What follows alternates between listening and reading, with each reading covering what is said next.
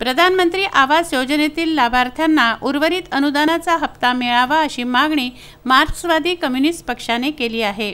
या संदर्भात त्यांनी जिल्हाधिकाऱ्यांना निवेदन दिलं। प्रधानमंत्री आवास योजनेतील घरकुल बांधण्याबाबतची अट ही 90 दिवसांची असतानाही प्रशासनाच्या दिरंगाईमुळे घरकुल बांधण्यास लाभार्थ्यांना विलंब झाला आहे। तेव्हा त्वरित अनुदान द्या, अन्यथा तीव्र आंदोलनाचा इशारा माकपने दिला आहे।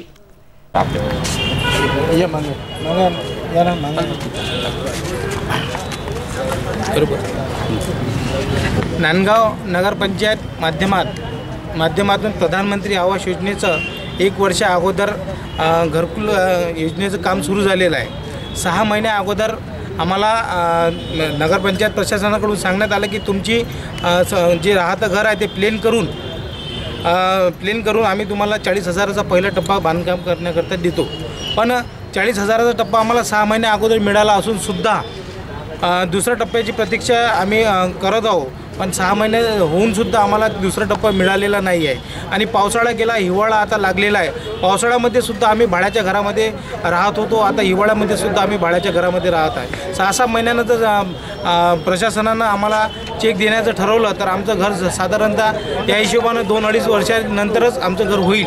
पण आमचं घर होईल एकीकडे रोजगार नाही, भाड्याच्या घरामध्ये राहून आम्ही 3-3, 4-4 हजार रुपयाच्या महिन्यामध्ये आम्ही घर भाडं देऊ की आमचा परिवार चालू।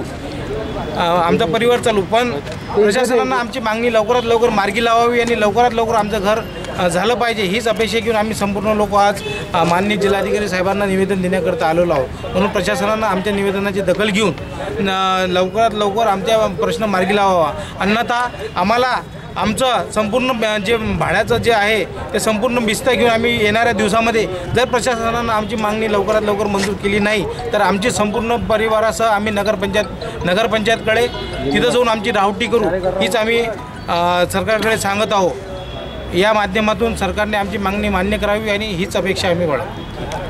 राहुल टेकाडे, विदर्भ न्यूज, अमरावती।